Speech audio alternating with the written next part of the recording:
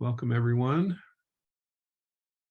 Got a few instructions on the screen here. It does say to keep your line muted when you're not speaking, but you can keep your camera on if you like. I think it's helpful to the speakers to be able to see some people while they're talking. So if you want to keep your camera on, that's good. If you want to not have it on for a while, that's fine too. But do please mute yourself.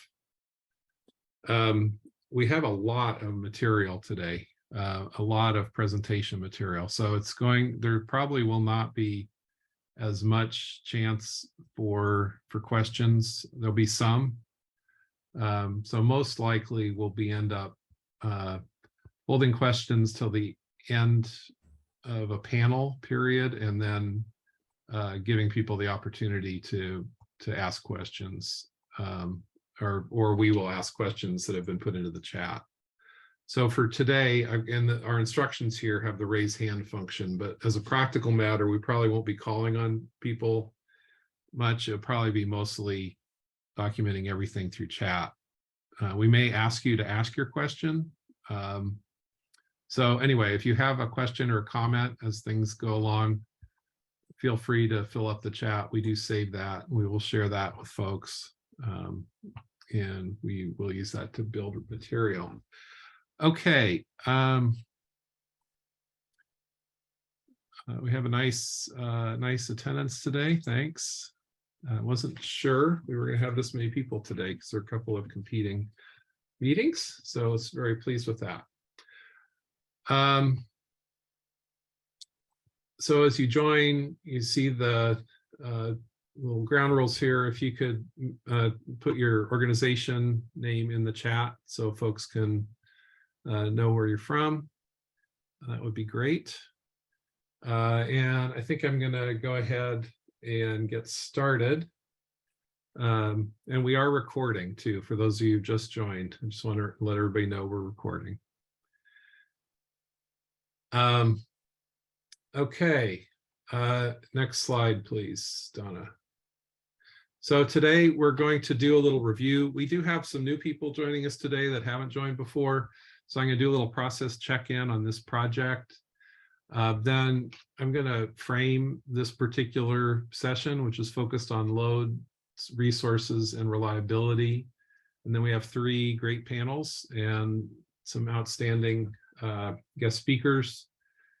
You can see the 3 panel categories there. And then we'll be wrapping up with and giving next steps. Next slide, please. So here's our check-in. Next slide, please. So just to remind everyone, this is our goal in this project. We're trying to build a constructive dialogue. And at the end of the day, we're trying to help in 24/7 carbon-free energy transition tariff options being developed that can be useful in different contexts and different regulatory environments. Next slide.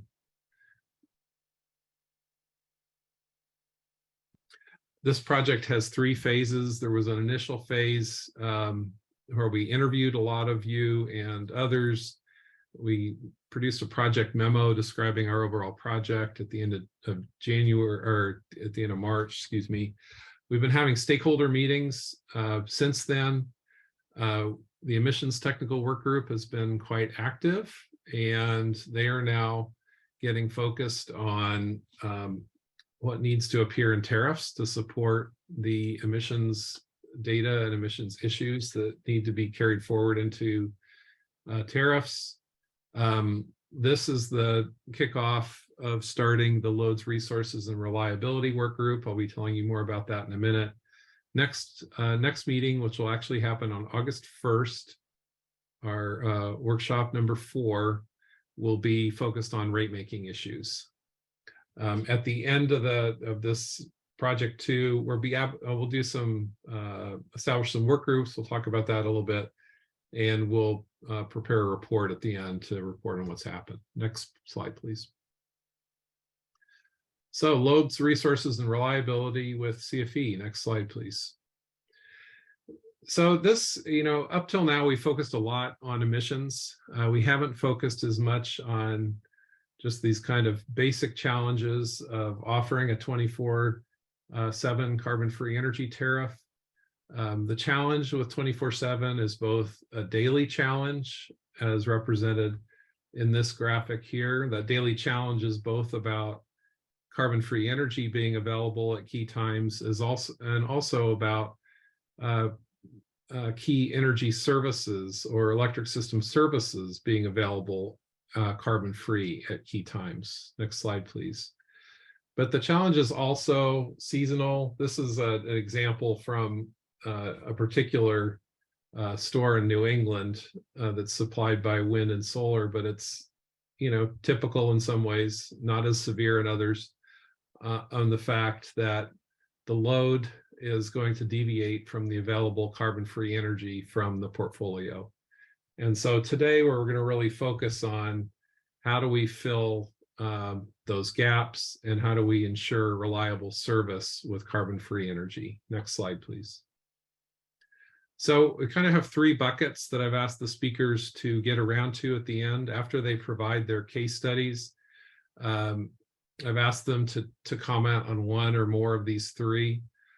First of all, we think that improving available data is an important part to implementing a 24/7 tariff. Both better system data as well as better customer load and resource data are helpful for effectively implementing 24/7. Next slide, please. We want to be able to cast the net broadly to bring in carbon-free energy resources, both the ones that are where the technology is established, as well as attracting new resources. So think of long duration storage, think of maybe enhanced geothermal, think of maybe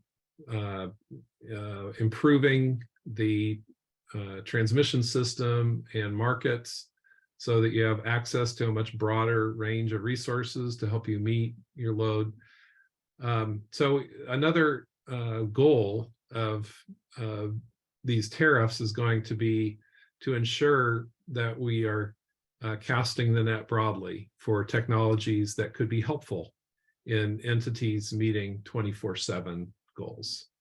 Next slide, please. And then third and finally, there's going to be related infrastructure that's going to be required both on the distribution system and on the transmission system. So we hope that a tariff leads us towards identifying high-value distribution utility investments that support 24/7 portfolios, high-value transmission investments, and we hope that it points towards complementary utility and non-utility investments. So with that, I'm going to turn it over to Ted to introduce our first panel. Our first panel is focused on two cases, a vertically integrated utility case and a case where we discuss procurement in a restructured context. Ted, over to you. Yeah, thank you, Carl. Of course, we have to divide these things. It's a patchwork of models and markets, so we have to divide those up. We'll hit the vertically integrated here. Our first presenter will be David Palmer of Entergy, and they'll talk about their Entergy CFE tariff. David? Yeah, thanks, Ted. Y'all hear me okay? Yes, a little low, but I can hear. Thank you. See if I can get my phone a little bit closer. Is that any better?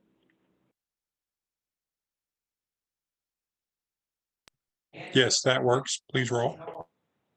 Okay, all right, and thank you for the time and opportunity. I know there's a packed agenda, so I'll try to be as brief as I can. What I wanted to do was just give an overview of our tariff, our Go Zero tariff, and then spend obviously some time on the 24/7 option and talk about what we've done. I did put in some general information at the back of the deck, just to talk briefly about how the tariff came to be. and what it offers both Entergy Arkansas and our customers. If time permits, we'll get to that. I mean, I know what you're focusing on, the challenges of getting to 24/7, but we do have a pretty good success story in Arkansas. And so I think it's critical to remember that while it's a challenge to get to 24/7 from a resource portfolio standpoint, real 24/7, it will be challenging. It also presents a tremendous opportunity for economic development if it's done correctly. So just to jump ahead, I'm not sure who's working the slides, but we'll probably go to slide 3. And let me say while we're getting there, if anyone was at SEBA last month, you got to hear some of this from our former director of resource planning, Kurt Castleberry, who would have otherwise been presenting it here. He is actually in Atlanta with his 4th granddaughter, who was born 2 days ago. So get the B team today, but sure he's happy that he's there and not talking to y'all. So Go Zero, and Zero is actually an acronym, just FYI, Zero Emission Resource Options. We developed it to be what I'll call a cafeteria style menu of options, if you will. First option is on the left, the selection of pricing for asset-backed renewable energy credits or RECs, and then second option is access to existing resource, legacy resource, clean energy resources through alternative energy credits or AECs. And the third option is actually the time-matched, the 24/7 time-matched green and or clean energy option.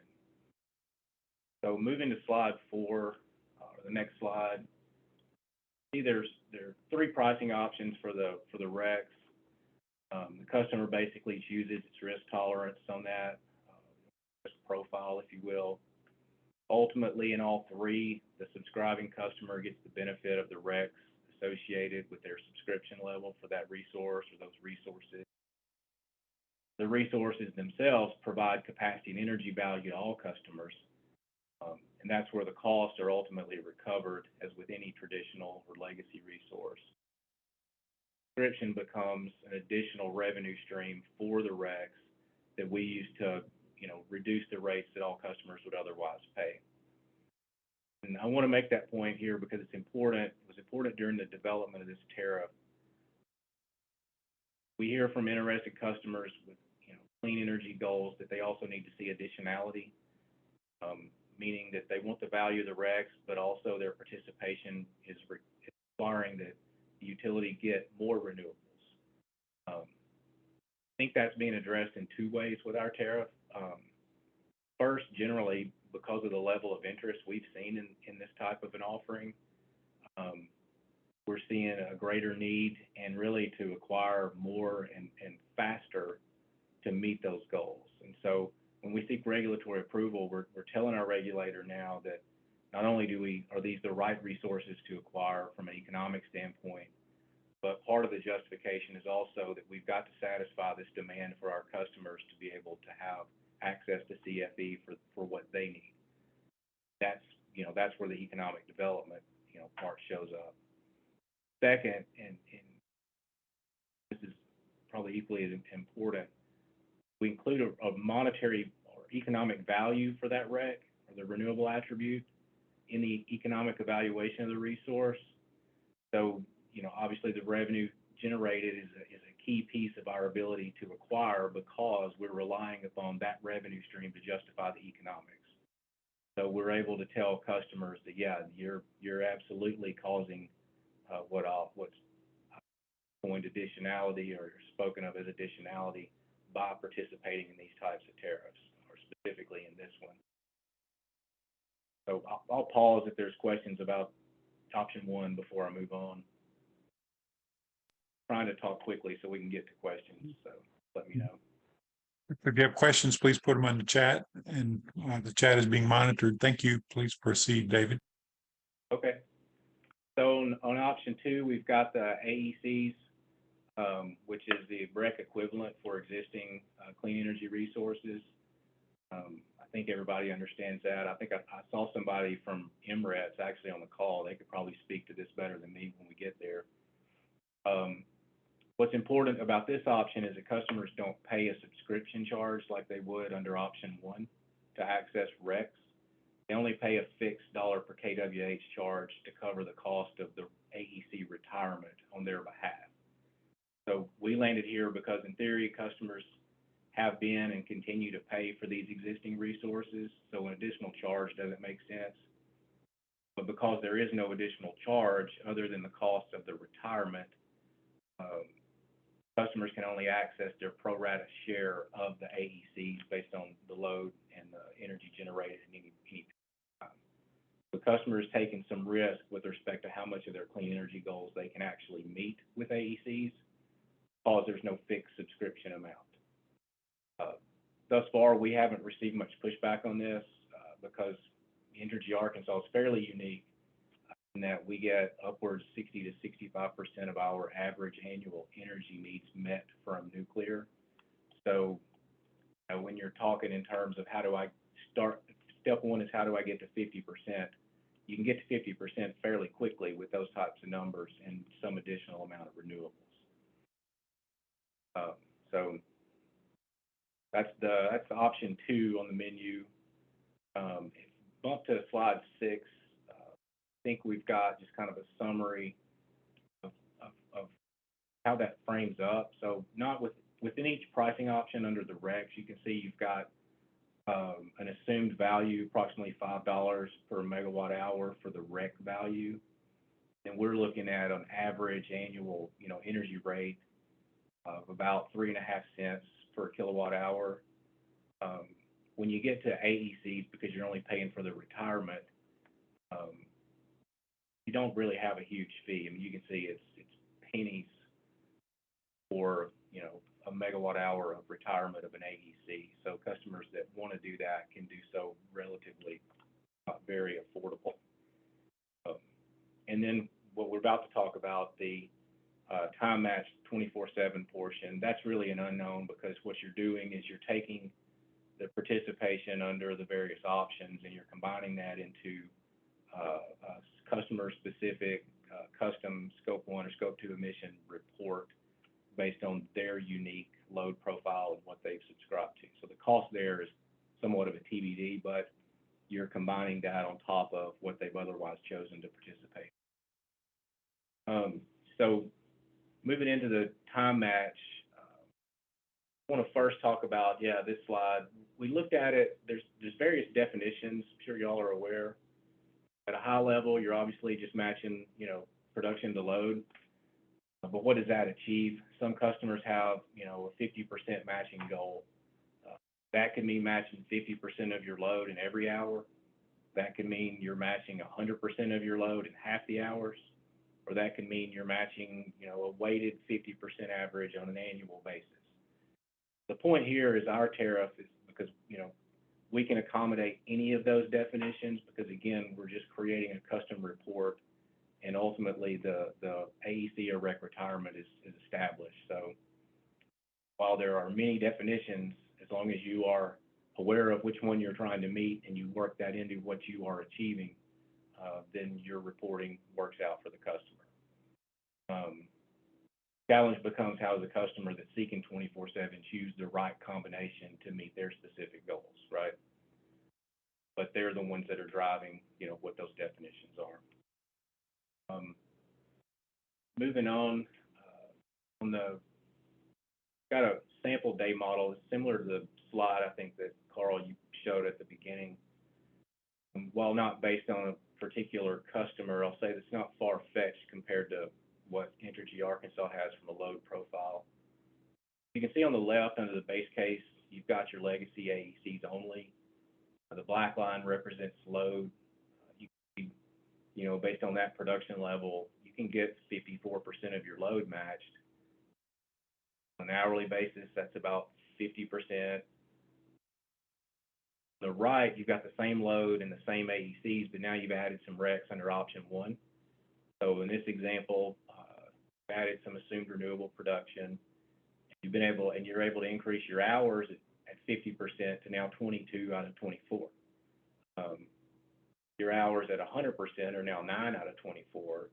And on average, you know, you're at 82% if you do it the weighted way. So when you've got a, you know, high level of AECs to offer, you know, there's a, you know, with some investment in RECs, you can get to some fairly high numbers pretty quickly.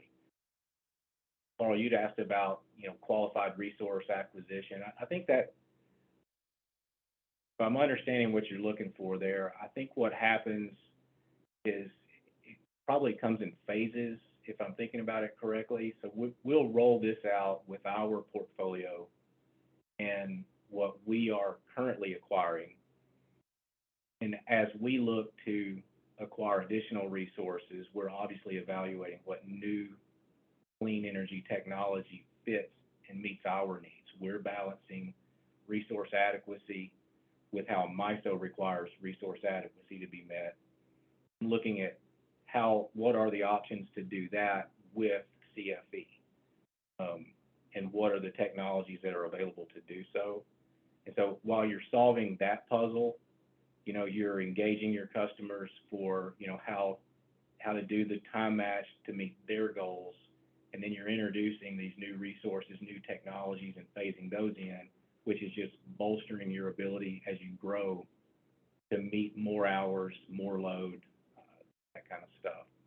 But I think you're absolutely right. It does depend on, you know, continuing to pursue what those qualified CFEs are, and the technology is you know, going to have to work its way in, whether that's, you know, storage, additional wind in the areas that don't have it, you know, where hydrogen takes us, that kind of stuff, SMRs, all those things. I think as resources do their traditional utility planning on the resource side, but otherwise now have a heavy focus on CFE, then your ability to go from where you are today, like the slide shows, to what you can do in 10 years will be entirely different. So we're running a little short on time. If you could finish up Yeah. in the next minute or so. Yeah. I'm good. I can stop right there. Like I said at the beginning, I just didn't want to overlook how this came to be, and I have to give Ted a little bit of credit. Our tariff started with discussions from some of our largest industrial customers, and how they need to meet time match for a very specific reason. The Council on Environmental Quality, who I think is represented here, they're trying to inform the federal government agencies on how they meet the executive order on CFE. So it's been a real collaborative from our point of view. But I'd be remiss if I didn't mention just the opportunities that's presented, because Arkansas is seeing tremendous growth in some sectors we've never seen before. We're on pace to be the largest steel producing state in the country. And while, you know, there are a lot of factors involved, like, you know, recycling tax credit legislation, access to renewables was publicly stated as critical to that decision. Now we're seeing that, you know, we've got, just as another example, we recently passed legislation for some very lucrative tax incentives for data centers. So that's, you know, that's piqued a lot of interest, and we're getting phone calls there. And question one, if not one, is access to CFE, access to renewables, and that conversation. So while we're working through how to solve the challenges of getting to 24/7, I do think, you know, as we plan it out, if we do it correctly, it not only gets us there, but it gets us there with tremendous opportunity for growth for everybody. Okay. So I'll stop there. Thank you. Yeah. I think we might have lost Ted.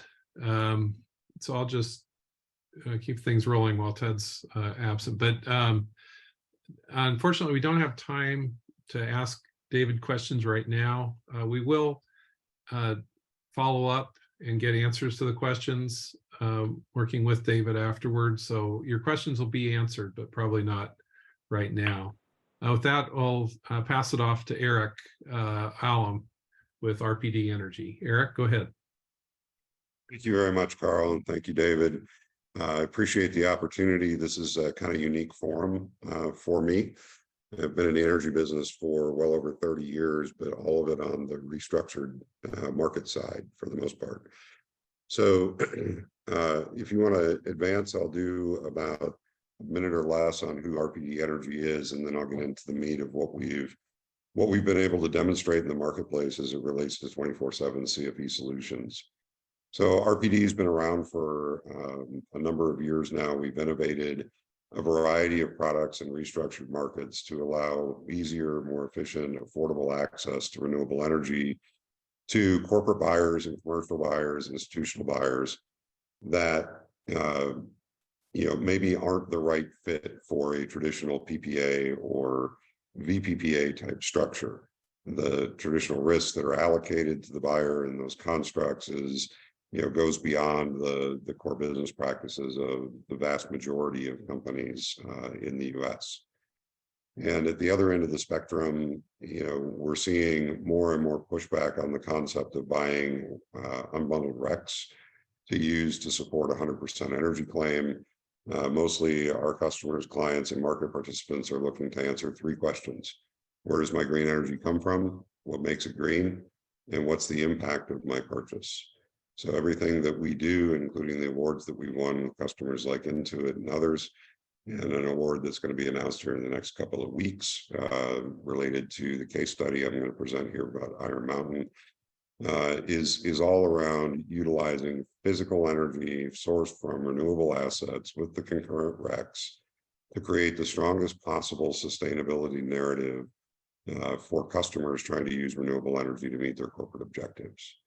So if you want to click through to the next slide, along our journey, we've worked with a number of people. The logos here are some of the people that we've transacted with that have been a part of our contracted solutions. You can go to the next slide. And that kind of brings us into how we got to 24/7 CFE. So several years ago, in fact, the first two 24/7 CFE solutions that we did, that we completed, were toward the end of 2020. So we've been at this for a while.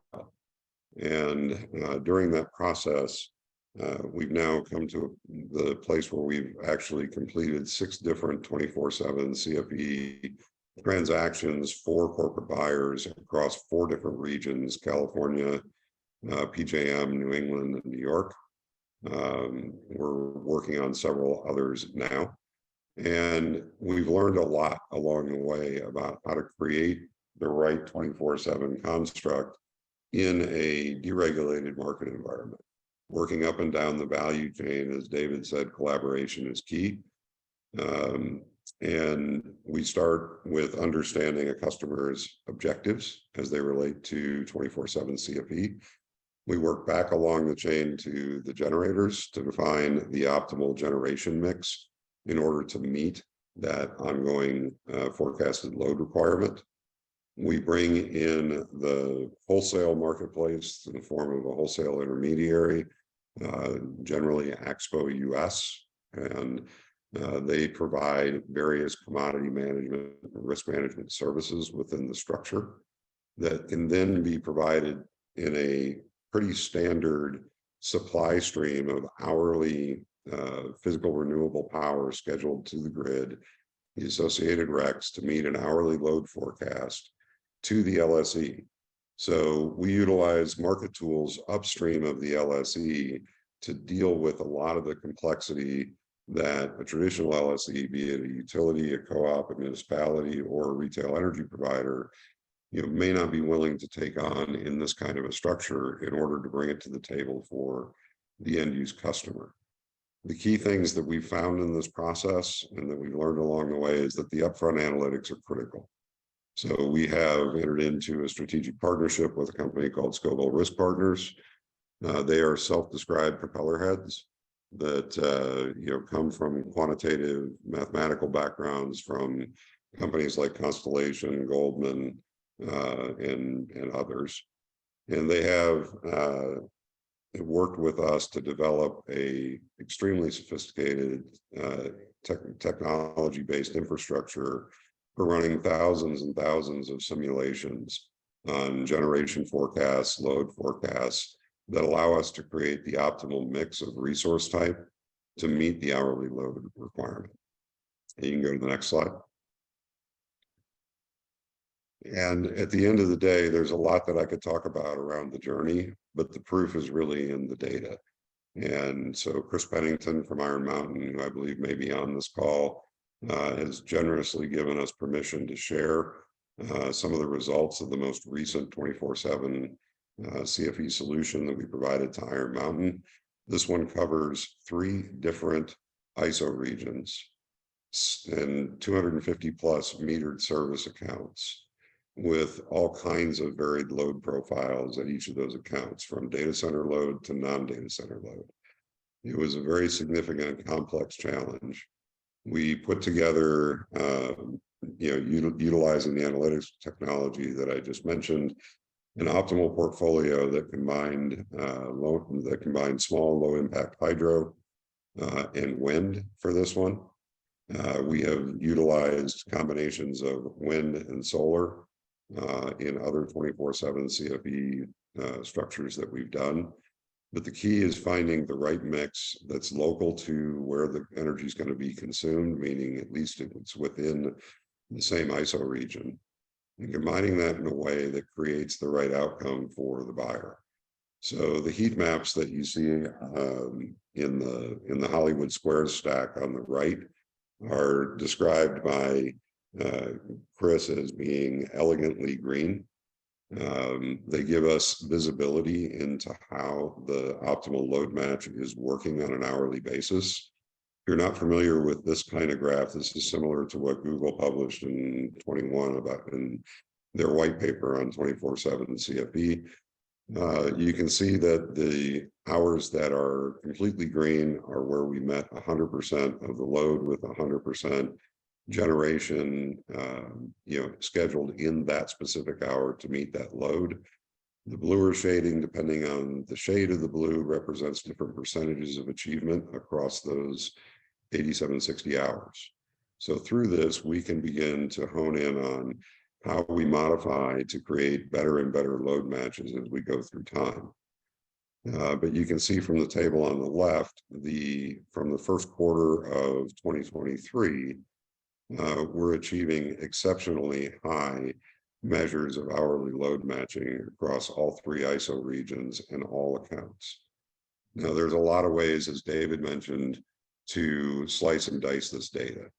And you can measure it in terms of, average percentage of all hours covered, in terms of what is the average covered for each individual hour ending 7, across an entire period. We have, as a part of this structure, a data set that's used by, in this case, Iron Mountain and their reporting provider, ClearTrace, to provide them with a lot of granularity that allows them to support their 24/7 CFE claim, provides a feedback loop into the market participants to be able to modify it and always improve upon what we're delivering under this construct.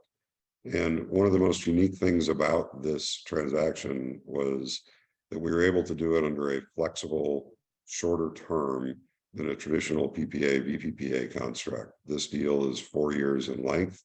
It's a bridge to the next version of 24/7 CFE that we'll be implementing with Iron Mountain, that will rely on a different resource set, more new assets, less existing assets, and grow over time as their business continues to grow and evolve. So if you move to the next slide, and I'll finish up here, Carl, in just a couple minutes. There's a lot of things that we've found that are critical when thinking about CFE structures. The auditable trail for the client and the customer. We focus on meeting this need with physical renewable energy, not just time-stamped RECs. So there's actually a contractual path. There is a physical scheduling path. The concurrent RECs from the asset are used in retirement. If those are someday time-stamped as they're not being in PJM, all better. But the underlying foundation here is all about matching usage to sourced renewable energy from specific assets in the optimized portfolio. So the hourly granular data is obviously critical to this effort. Generators are not quite ready for the most part to open up their SCADA systems to real-time data. That's what we're pushing for. So, but we are able to get hourly discretion generation data, hourly discretion load data to be able to create and report on the success of the transaction. And I mentioned collaboration, which is critical. The retail supplier in this case, because this was all non-regulated markets, was willing to work with us to accept the hourly supply stream that was coming from the multiple generation assets and be able to process that through their systems so that to the buyer, at the end of the day, it kind of looked like a fairly straightforward retail energy purchase that we were able to accomplish with slight modifications to standard retail energy contracts. You go to the next slide. So Carl mentioned the 3 buckets. Access to data is critical. The continued development of diverse renewable generation that has complementary generation profiles that feeds our analytics is we need to continue to see growth in the development side of multiple types of resources. Moving to all solar isn't going to solve a 24/7 CFP problem. We need to, and we're working on gaining more efficiency in that analysis phase. The first 2 24/7 CFP transactions we did took almost a year to put together. The ones that we're working on now, we've been able to accomplish in a matter of weeks what had taken 5 or 6 months of that process in the early stages. And we're building out a technology portal to make that more accessible to others, as well as to drive efficiency in how we create that optimal mix. From an infrastructure standpoint, there's a lot of things that need to be done, more efficiency in permitting and connectivity, obviously to spur new development. But one of the things we're seeing right now in the marketplace is that the REC valuations in the market are still being driven by RPS requirements. So as we see a tightening of renewable energy supply, a ratcheting up of RPS requirements, we're seeing compliant or non-compliance voluntary buyers starting to get priced out of the market for renewable energy. So we would like to see some policy work in that area that makes it easier for people to buy renewable energy. The whole premise that we have is to achieve an energy transition. We've got to make renewable energy easy, affordable, and impactful for people to want to buy. And by driving demand, we'll continue to drive the supply that's necessary to meet that. Innovative thinking, David, was what they're doing in Arkansas sounds, really interesting to me. But it requires a bit of a step away from a traditional approach to meeting reliability and resource adequacy requirements, because you're now trying to tailor some of that to meet specific needs of buyers.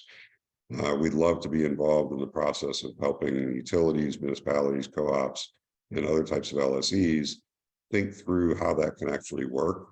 And I guess the bottom line for us in this forum is it can work. And it can work with physical renewable energy. It can work in the marketplace. We've made it work, and we're achieving tremendous results. So happy to share whatever we've learned on our journey, and thank you again for the opportunity. Thank you, sir, for your presentation. I apologize for my internet fritzing out. So we will go now. Call you and give it to you. We will go now to questions. The first question for David is: additionality something that you track? Is that something customers want you to track? How would you track it if you are tracking it? No, it's not anything thus far that's been a track it, report on it, create a metric around it. It's just understanding how participating in our tariffs is satisfying their goal of causing additionality. And so it's largely just been a conversation at this point around you know, help us understand how this tariff solves that problem for us, because, you know, I mean, you know this, we're regulated, so we're obviously going to go out and acquire resources. So the answer can't be, well, you were going to buy that resource anyway. That's not necessarily the case. And so it's been that conversation around, explain to me how this makes you do something you wouldn't otherwise have done. And the reality is it's to a certain extent it's not, but it's But it is something that your customers are interested in. yeah. I heard some background. I thought somebody was asking a question. Yeah, and so it's just been that, Ted. It's been the explanation of it's our story to the regulator. It's offsetting other costs, and it's causing us to do things on a larger scale, and certainly on a faster pace at a minimum. Hey, Ted, And, maybe one yes. question for Eric, and then we need to move on. And Eric and David, after we finish this question, if you want to look in the chat and see if there's anything you can respond to, that would be wonderful. Otherwise, we'll check in with you afterwards. Go ahead, Ted. Okay, and on the same theme, Eric, do you include only, or is legacy included in your offering, or is it only additional stuff? Sorry for bungling the question. Yeah, we try to meet the objectives of the client. So if the client has a strong a strong motivation toward new project development that would gain them an additionality claim, then we'll want to focus on new projects that can meet the hourly load requirement that customer has. To date, we've relied a lot on existing assets. We're moving now in the next versions of what we're doing here to a much heavier reliance on new project development, which creates its own challenge because you have different CODs for new projects. You have different needs for flexibility and how you meet the hourly load requirement on the way to COD. So I think what we've really learned is that it's mixing, new projects, existing assets, multiple source types in order to achieve the hourly coverage ratios, and then adapting all of that within the context of the objectives of the buyer. Thank you, Eric. Also, thank you both for your presentation. And with that, I'll pass it back to Carl. Thank you. Hey, thanks a lot. Thanks a lot, guys. Again, thank you for the questions in the chat. Sorry we don't have more time for conversation today. My fault for cramming a little too much content into this, but I hope this is a useful survey. We're going to turn to panel 2 now, where we have a particular group of load serving entities. All 3 of our presenters in this panel are with community choice aggregators in California. So a special case of a load serving entity operating within a distribution utility footprint, and how they're seeing 24/7 requests come to them and how they're meeting them. So I'll start with Don Bray from Silicon Valley Clean Energy. Don, over to you. All right, thank you, Carl, and good morning, everyone from out here on the West Coast. Quick background on SVCE. We serve about 275,000 customers and 4 terawatt hours of load across 13 Silicon Valley communities. We were formed with a very specific charter to provide clean, carbon-free electricity to our customers as measured annually. That was the standard at the time. And to deploy programs that help our customers move off of fossil fuels to clean electricity in buildings and transportation. As you might imagine, given our geography, we have a large number of tech companies as customers, and many of those have been leaders in their commitment to clean energy. So given our charter, really a great group of customers to work with.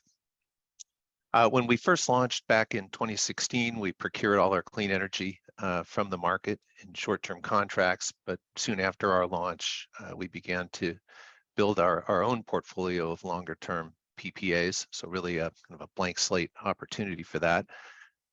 At the time, solar was becoming really cheap, but the market was also becoming very saturated in California, and we were concerned about the long-term economics of standalone solar.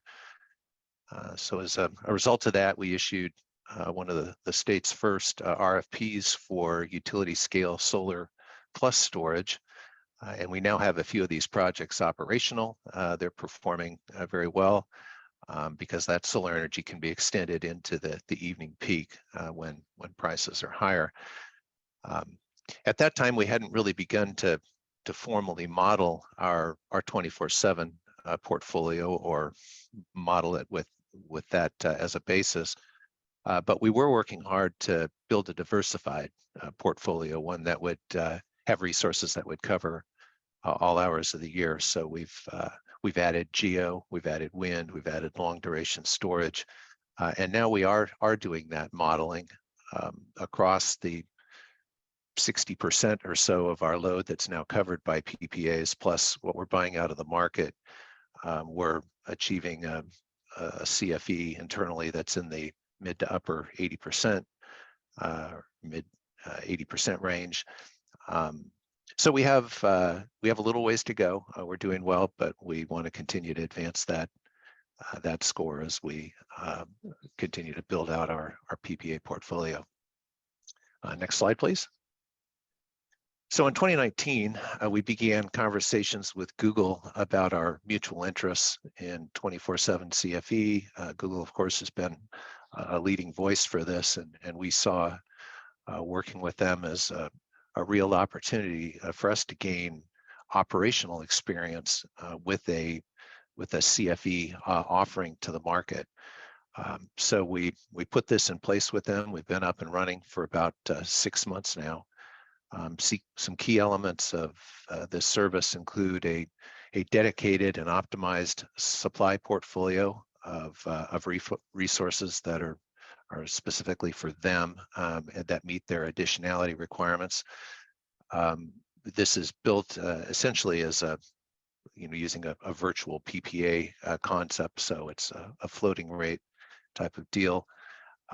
We're using Google's hourly tracking methodology, and one of the interesting aspects of that is that it assigns a grid CFE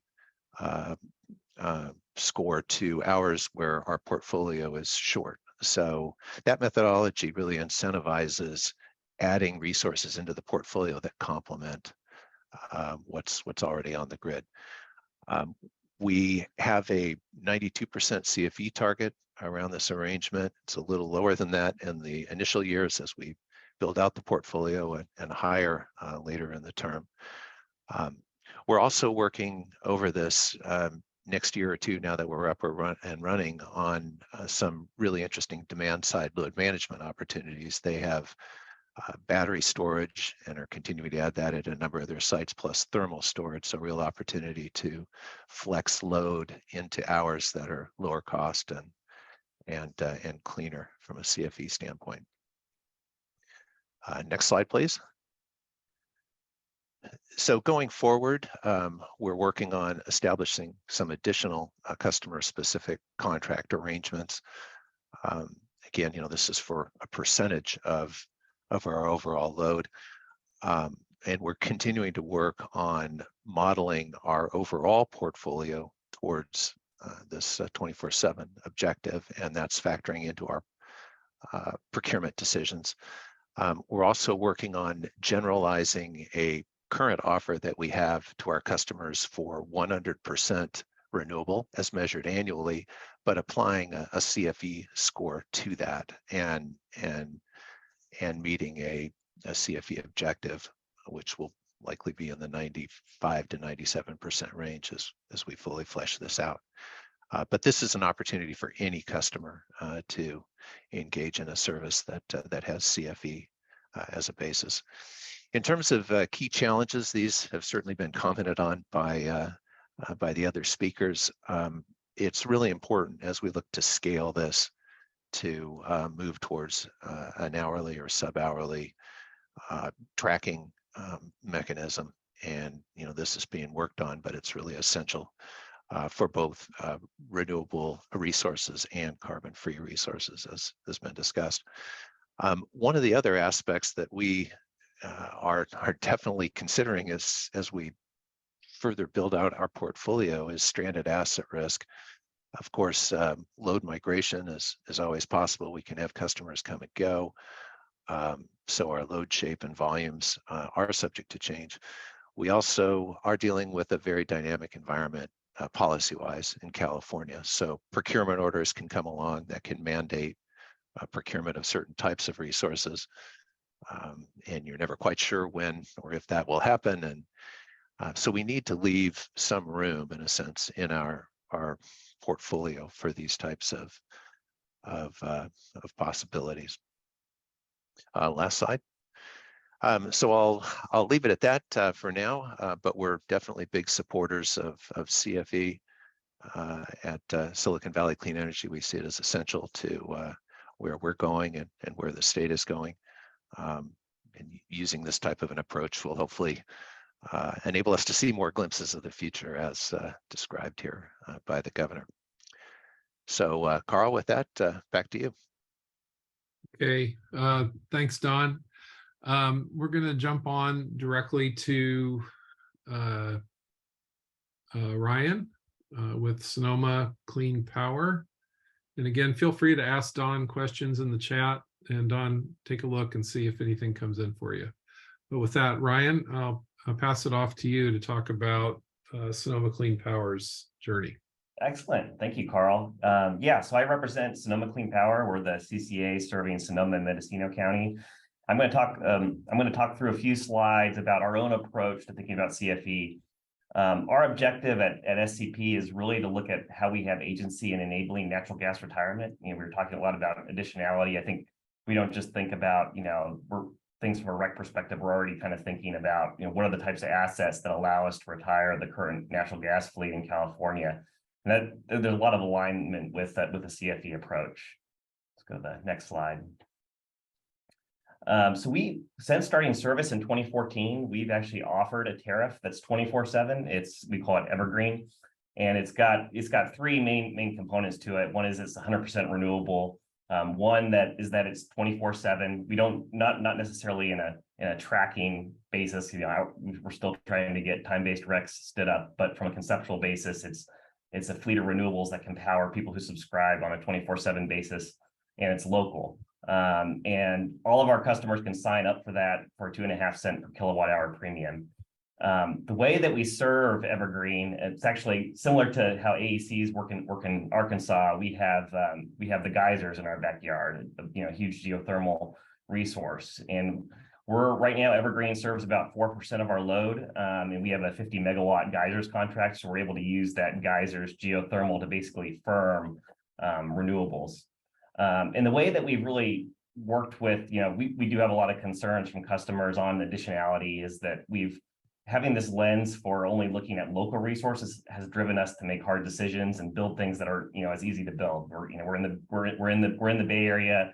Land's expensive. A lot of renewable projects wouldn't move forward if there wasn't this local premium that we've attached to energy resources. And through this program, we've built 6 megawatts of feed-in tariff solar, and we're currently working on hybrid projects and battery energy storage systems that will be part of this Evergreen fleet to really help provide 24/7 energy to those that subscribe.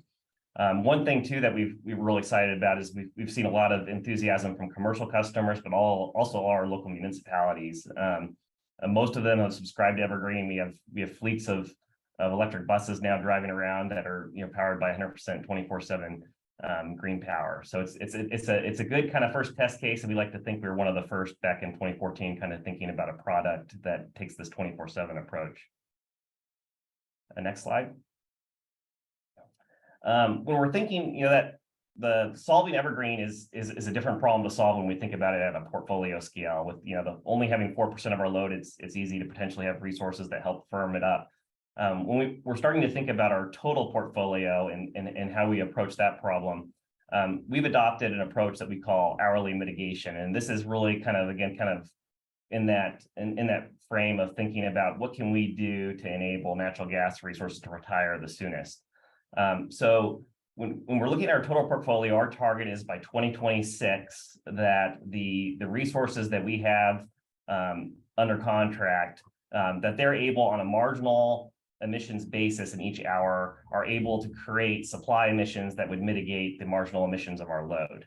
And this graph on the right here, this is actually kind of showing our view of, we do look at this on an hourly by hour basis, but if you sum it up at an annual level, this kind of looks at the emissions mitigation value of different types of resources compared to our loads, the dark red. And you can see, which makes complete sense in California, as renewable and solar penetration increases, the value of solar drops off, the mitigation value of solar. So what we're doing is we're basically loading this into our IRP and being able to co-optimize a portfolio that provides capacity, that provides carbon emissions mitigations, and cost, and it's driving us to make different resource procurement decisions that we think are both cost effective and recognizing the reality that we're a load serving entity in CAISO. We're actually a winter peaking load serving entity, that we have different needs than other people in CAISO, and that our resources can be leaned on and we can lean on others, and thinking about things from that perspective. We're currently working on operationalizing this. We've got a good way of doing this in the planning world, but now we're kind of moving to the tracking and making procurement decisions. But we're really excited about the path we're on. Next slide. So the other thing I want to talk about is we realized a critical component of this is to have clean, firm resources to be able to rely on to meet our goals, to provide capacity and to provide carbon emissions mitigation. So really what we've decided is we've looked at our backyard and recognized that we have this fantastic resource in geothermal, but it hasn't really grown. The current operators have done a great job at maintaining capacity, but we haven't seen a lot of enthusiasm for growth. So we've looked at what we can do as with two things: having buying power as a load serving entity with an appetite for power, and having community relationships with, and we've really looked at how we can leverage both of those to try to spur increases in geothermal capacity, really trying to solve that problem of finding qualified resources to meet these CFE challenges. So 2 years ago, we started this project called the Geothermal Opportunity Zone, where we are planning on working with 3 partners. We've partnered with Circ Energy, Chevron New Energies, and Ever to build up to 600 megawatts of new geothermal. And the arrangement is each of these partners have commitments to do pilot projects, to do permit transmission planning, do all these early stage activities, and in exchange, we're offering them early line of sight on a appetite for their product, which has really helped move things forward. One thing we're running into quickly is transmission is a key challenge, and we're trying to get a recognition from the state, the importance of potential geothermal and what it could play, and see how it can work with all these other emerging technologies. Yeah.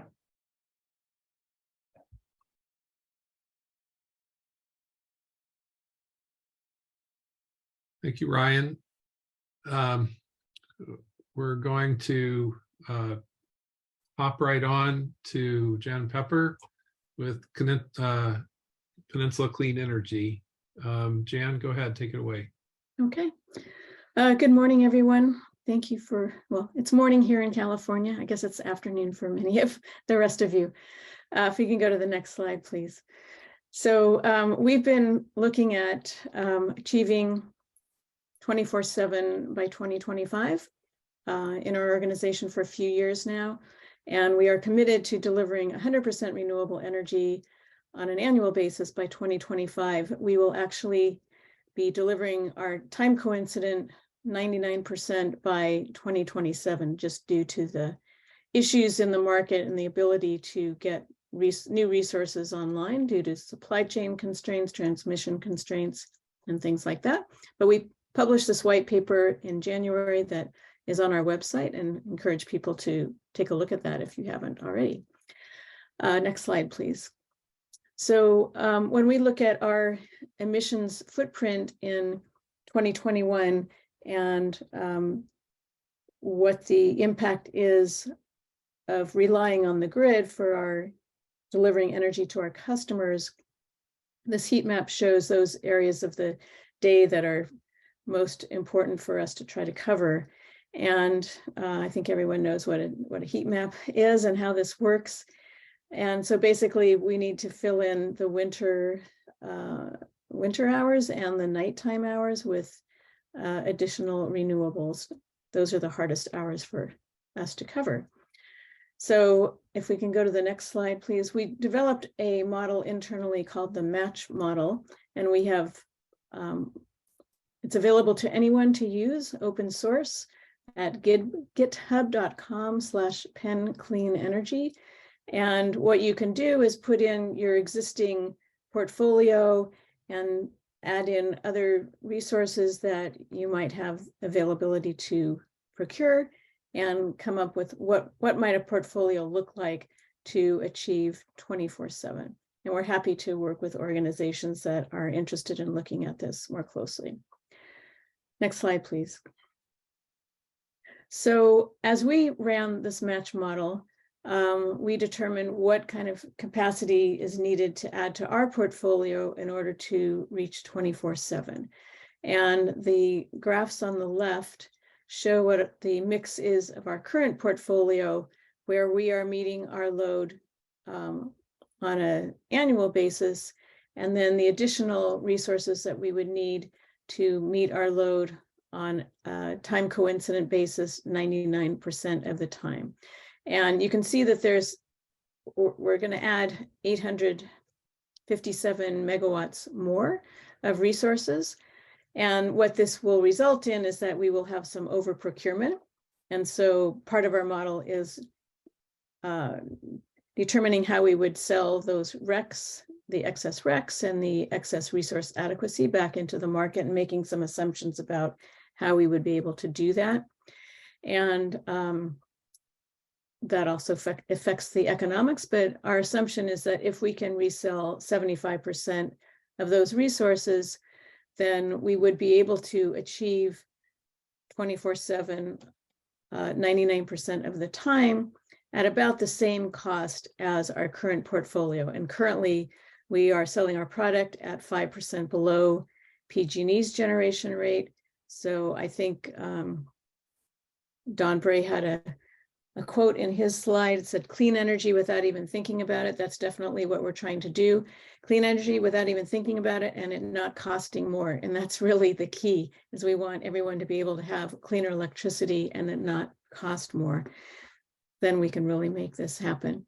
So you can see what the mixes of new resources are that we're looking for, and we're in the process of contracting for a lot of this right now. But there's a large amount of storage, additional wind, some solar, and the solar will pretty much be paired with storage. So we're not contracting for just straight solar, but solar plus storage, and some geothermal. If there's more geothermal available, we would love to be able to have that, and that would reduce the amount of solar plus storage that we might need to add. And the next slide shows on a seasonal basis how this stacks up. And you can see that in the spring and the summer, because there is so much solar being generated, that we have a lot of excess solar. The green shows where we are charging storage, the light green, and then the dark green shows where we are discharging that storage with the solar energy. And you can see that the times that are most difficult are nighttime, late night and early morning in the winter, where there's a gap. And those are the areas that are most difficult to meet. If we go to the next slide, this is an emissions intensity heat map for matching on an annual basis for renewables. And you can see that there's still, it's better than we showed in 2021, but we're still showing emissions of 155 pounds CO2 equivalent per megawatt hour. And the next slide shows the difference by going to hourly, that we're down to, and I'm sorry, this got cut off, that we're down to 26 pounds CO2 equivalent per megawatt hour. So that's really the goal, of course, is to reduce emissions. And by going to this hourly matching and adding new resources to the grid to be able to retire dirtier resources is the key. Next slide, please. So to respond to Carl's question about what do we need regarding data, qualified resources, and transmission, what is out there and where are the key challenges? So for us, we rely on the investor-owned utility, which in our case is PG&E, to provide us with real-time meter data for our load that is unavailable at this time. And so that's a key need to be able to really track on a more real-time basis what's going on. And also to have the official tracking system track renewables on an hourly basis. We have the Regis system, which has recently contracted with MRETS to operate that system. And we're hopeful that Regis will make the decision to implement the hourly rec tracking capability that MRETS offers soon. In terms of qualified resources, getting firmed and shaped renewables that can meet our needs in the winter, night, and early morning hours is important. We can also look at aggregated demand side resources. So is there a way for us to aggregate EV charging to shape and shift the load rather than having people plug in or have their EVs start charging at midnight, which is not necessarily a good time when we look at those graphs? Can we encourage people to actually charge their cars during the afternoon when there's lots of excess solar and other types of demand side resources that might be available? And there's also a number of regulatory requirements for resource adequacy and trying to meet those regulatory needs along with our goal to hit our 24/7 goal. Sometimes those aren't always in sync. And actually, we're finding in the near term that there are insufficient RA resources available. As the regulators increase the amount of RA that's required, the result is that prices are going way up, and actually dirtier resources are staying online because they're needed to provide that resource adequacy, and they're earning a lot of money to do that. So it's kind of going in the opposite direction. But as more and more renewables get online, if those are, if they're, and storage, if those are valued appropriately to meet the RA requirements, then that should start changing that narrative. And then on the distribution or bulk system, I think Ryan spoke well about the need for more transmission, and certainly for the geothermal and for all the other renewables that are being built. So I'll just leave it at that, and happy to answer any questions that anyone has. I also just wanted to note, and I think some of you know this, that I'm actually retiring on Friday, but I will continue to be an ambassador for PCE's 24/7 work and available to help advise others who are trying to further their work in the 24/7 area. Thank you. Thanks very much, Jan. Continuing our theme, we don't really have time for direct interaction, but you could take a look in the chat, see if folks want to drop in and ask you something there. We're going to transition now to our third and final panel. I think one of the takeaways from today and where we're kind of going with all of this is that we want to harvest from what's presented today and from all of you what's not presented today. So we have heard about technologies that people are bringing to bear to meet their 24/7 goals. We've talked about some emerging technologies. We haven't talked about all of them. And so we want to make sure that your favored technologies are included and considered. We want to consider regulatory barriers to all of these. So So please consider submitting information, participating in our loads, resources, and reliability work group to make sure that we can harvest information on all of the resources that can potentially help. With that, I'll hand it off to Rafi to run panel number 3, where we'll hear about 2 technology approaches to help with 24/7. Rafi. Thank you, Carl, and thank you for plugging participation in our technical work group. In the interest of time, I'm just going to hand it straight over to our first presenter. Starting off, we've got Franco Albi from Portland General Electric. Franco, take it away. Excellent. Thank you, Rafi. Good morning to everyone that is in the West, as well as those of us that are in the afternoon in the Eastern time zones. Really an honor to speak with you today and have the privilege of your time. I asked to share the screen directly so that I can honor that democracy of time and make sure we have enough time for Johnny to share his perspective. I'm going to start by talking about how we at Portland General Electric are scaling our virtual power plant to meet our customers' expectations for 24/7 clean energy, and how we're going to be doing so without compromising reliability and while keeping costs as low as possible. And our specific focus areas today, namely data, resource options, and infrastructure, are all integrally relevant to why and how we're accelerating our virtual power plant.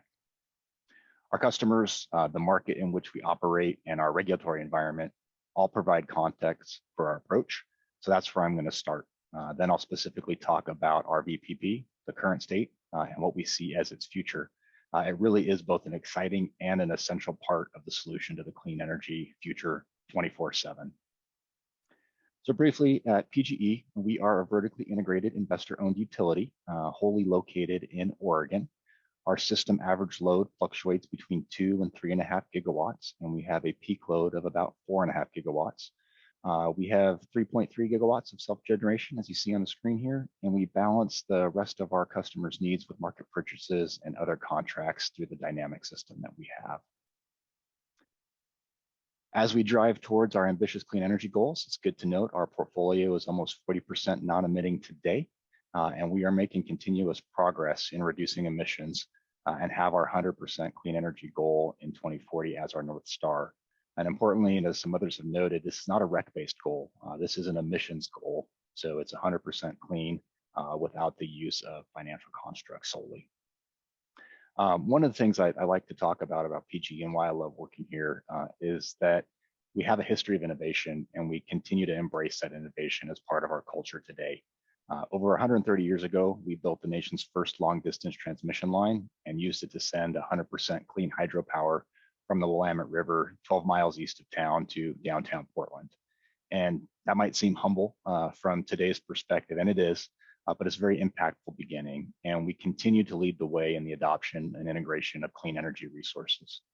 We've been integrating wind and solar for over 2 decades. And most recently, you may have seen in the news, we've secured 475 megawatts of battery storage that's going to come online in the next 2 years. Now, as we look across the West, we can see the diversity in the clean energy policy. The common goal we have here is to increase the use of clean energy. And while that's a pretty simple goal to state, the complexity of the network that delivers our energy really requires that we navigate the seams of all of these issues in the very similar, but definitely different policies that have impacts across the West. So it looks like we've got about 55, 56 people on the call today. And I would bet that if we were each asked to write down our definition of a virtual power plant, we'd have about the same number of definitions as we have people on the call. So I always like to start the conversation with how we define the virtual power plant at PGE. It's the orchestration of distributed energy resources and flexible loads through technology platforms to provide grid and power operation services. And we can further break that down into those range of resource options that we wanted to talk about today that are on the distribution system that support 24/7 clean energy. From customer programs, which is really about flexible load, to the distributed energy resources that support that flexibility, namely solar, thermal, storage, and we also include utility scale storage. Then there's the information and operational technologies and the platforms that are necessary to provide the coordination of all these resources. And we use all things in concert to really deliver as much clean energy as possible. Today, our virtual power plant has about 225 megawatts that are capable of providing one or more of what we call grid services. And there's a lot more latent flexibility on the system than that, and it continues to grow every day. Credit where credit's due. Latent flexibility is a phrase I borrowed from Jigar Shah, who's the director of the DOE Loan Programs Office. And you can catch him on a podcast of the Energy Transition Show on virtual power plants that was published in early May. And Jigar really likens customers choosing to participate in a VPP to them turning a dial. And the basic premise is that customers are buying electric vehicles because they want to drive electric vehicles. Maybe it's because they're reducing their fuel costs. Maybe it's because they want to reduce their emissions. They're buying smart thermostats because they like the way they look and they want to be able to control the temperature in their home from their phone. They're not doing these things because they want to participate in a virtual power plant. And so it's the latent flexibility of all of those resources and devices that can be unlocked by a virtual power plant if we provide the system integration and the mechanisms, both the financial mechanisms and the regulatory mechanisms, to encourage those customers to really crank up that dial and increase their participation. Now, importantly, it is that policy and regulation that are both strong enablers for the data improvements, expanding those resource options, and ensuring that the infrastructure is effective and affordable as we deploy these virtual power plants. So on this slide, quickly, I'll just start by saying that my friends in communications and marketing absolutely hate it. And those that are engineers and operators absolutely love it. So suffice it to say, the system that keeps our drinks cold and keeps our showers hot is enormously complex.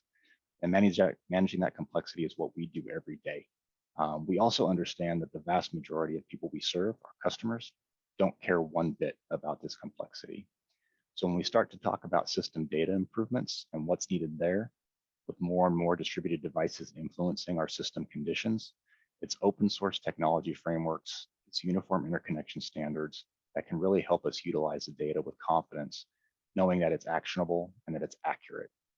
What that results in is faster implementation of virtual power plants. It reduces costs of integrating resources, and we're really integrating resources across multiple programming interfaces, or typically known as APIs. And so this picture paints a very utility-centric lens of the virtual power plant. It's how we talk about them internally. But importantly, customers couldn't care less about things like voltage regulation or line reclosers or load disaggregation. They do care about what those things do in terms of providing power quality and keeping their costs in check. So yes, customers, they definitely want clean energy. They want to continue to have it 24/7, and they continue to want to have it affordably. So they also want us to engage with them where they are.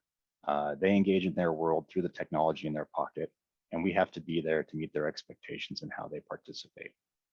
So that's the last thing that I'll mention in terms of an area where this group can help. We can help by supporting business models that recognize the value created by VPPs. And whenever we get into the topic of dollars, it generates a lot of discussion. So what I'm suggesting here is that our conversations about cost allocation need to be informed by the value of the grid services being provided. Those things that customers don't care about, but that keep the lights on. We also have to recognize that the value of those services changes based on the conditions of the system. So things like annual averages and fixed prices don't reflect the operational realities. And on the other side of that same coin, most customers don't care to be day traders around energy. So real-time dynamic pricing probably isn't the solution either. So we really need to try to find that balance so customers can make good choices and so they can choose where they set that VPP dial based on what they need and they can flex it appropriately. So this is how we ensure that the investments that are made, the right size, that they happen at the right time, and really importantly, that they are put towards the right aspects of the system. So we continuously increase that utilization of clean energy without compromising the reliability and while keeping our costs as low as possible.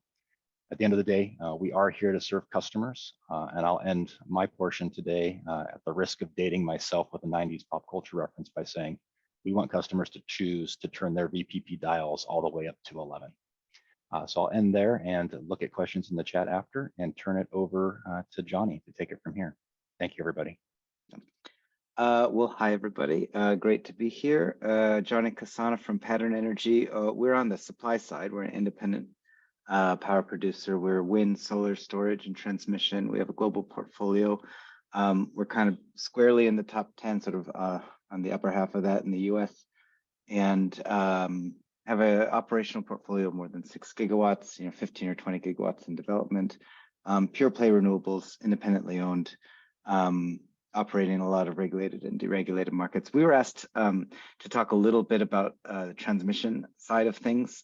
So I'm going to veer a little bit away from these, a lot of very cool programs that have been talked about that are sort of already in place, and talk a little bit more about when you're talking about building at the gigawatt, gigawatt plus scale, when you're talking about building new wind and solar, not just tapping from existing, how you can, how we might think about integrating transmission into those planning efforts, because we've done a lot of both wind, solar, and transmission.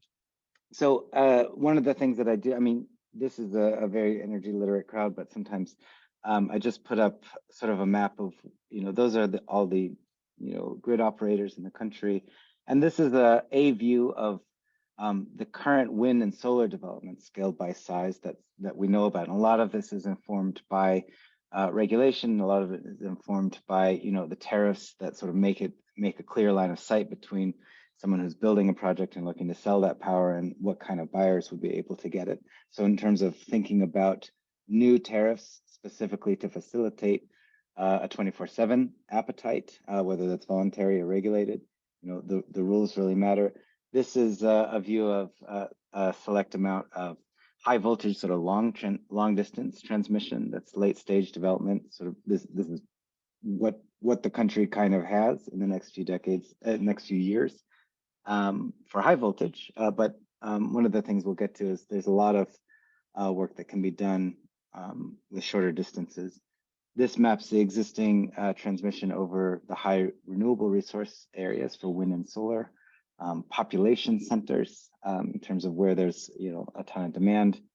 And then one of the things we just try and get to with this map set is the way in which where the wind and the solar are and where the seams and the grids are sort of poorly positioned for where most of the transmission lines that we've already built out in the past 150 years or so as a nation, because we mostly built the grid to source power from the ground, and thinking about sourcing power from the sky, running the grid on the weather, or getting these sort of 24/7 products that are weather driven, if we're talking about wind and solar, in our view, does require transmission build out. Here are, one of the reasons we sometimes get asked to talk about these things. Pattern has been involved in at least a half dozen transmission lines that are operational now. We've built some, we've been anchor tenants, we've developed transmission in tandem with wind project. Particularly we do a lot of work in New Mexico wind resource area, selling into the California market. And one of the things that you'll see here is we've got 1.5 gigawatts operational between 4 or 5 different wind projects and 2 or 3 transmission lines. We've got 3.5 gigawatts under construction right now with a very long transmission line. But all of these are shorter than the distance to the ultimate market of the California customers that have the highest demand for these high value resources. Jim Pepper was talking about the need to sort of clean the night and clean the winter. And one of the reasons that this New Mexico resource is so valuable is because it's evening and morning, particularly in the winter, very complementary wind resource, complementary to the solar rich market, California right now. One of the things that I think is important to think about in terms of pairing transmission with renewable development to meet any kind of target, whether it's 24/7 or clean energy or just energy and capacity, is that for many of the projects that we've been involved in at Pattern, a relatively short line, 35 miles, 100 miles, can facilitate half a gigawatt, a gigawatt and a half of really high value, high capacity wind or solar resource, depending where you're looking. And so it's not always like 1,000 miles of transmission. Sometimes it's a relatively modest transmission upgrade that wouldn't be relevant or pass the sort of cost benefit analysis for the local utility. Like one of the things that we deal with is the local utility in Albuquerque and Santa Fe is only 2.5 or 3 gigawatts peak load. We're developing 5 gigawatts of wind. So the transmission need to get that wind onto the grid and out into the market is not necessarily going to pass the just and reasonable cost benefit analysis for local rate base. And that's some of the work that we've done, and I'll get to that in a minute. Also thinking about long-term transmission planning for the California market, between CAISO and DWP, the two sort of largest balancing authorities. There's 10 or 15 gigawatts of transmission need identified to source high capacity factor wind from throughout the region. This is just these are tariff type regulation or regulation adjacent policies that are in place right now. There's also a ton of media attention to transmission as its sort of critical role in getting the grid ready to be run on the weather and to serve reliability and cleanliness. So this is all just sort of a primer to think about where transmission might fit as we're thinking about voluntary 24/7 customers, 24/7 tariffs to enable those customers to get what they're looking for. One of the things that we think about in terms of when you're developing projects on the gigawatt plus scale, when you have sort of large and robust markets where you can buy and sell pieces of that generation, you can sort of slice and firm and shape specialty products that are hard to think about in parts of the country without organized markets, or in parts of the country where it's harder to do if you're talking about a 100 megawatt project, it's hard to sell a piece of it. If you're talking about a 3,000 megawatt project, it's something that we are able to contemplate in terms of selling just the first 100 megawatt hours in any given hour, for instance. And that turns into something that looks like a pretty reliable product. You pair that together with a solar or solar and storage, either co-located or somewhere else on the system. And if you're the operator, or if you're working with an entity that has the SCADA information in real time from two different operators, you can pair together really high value products that start to look like that type of delivery. Yeah, Johnny. Are we running out of time? Yeah, I'm we're sorry. out of time. If you could pick a final point. Yeah, it's okay. Pick a final point that you want to make, and we'll wrap up. Thank you. Sure. Well, I guess the point that we were trying to get to in terms of lessons learned is that in many of these cases, the cost allocation for the transmission lines was not borne locally by the system that was hosting those lines. It was borne by other customers that found it valuable for another reason. And we've been able to, we've been able to work on incremental tariffs that are specifically for those other customers.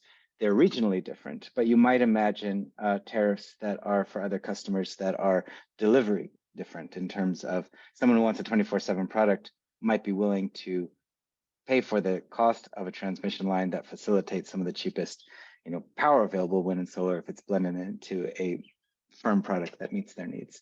And there's a ton of work that has been done. There's a ton of work that's ongoing in many different markets that we think that there's lessons to be learned in terms of forming those types of tariffs when you're talking about building new stuff at the gigawatt plus scale for clean, weather-driven 24/7 energy.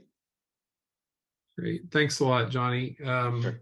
And my thanks to each of the speakers for accommodating a very tight schedule. Where we go from here is we're going to launch into the work of the Loads and Resources Technical Working Group.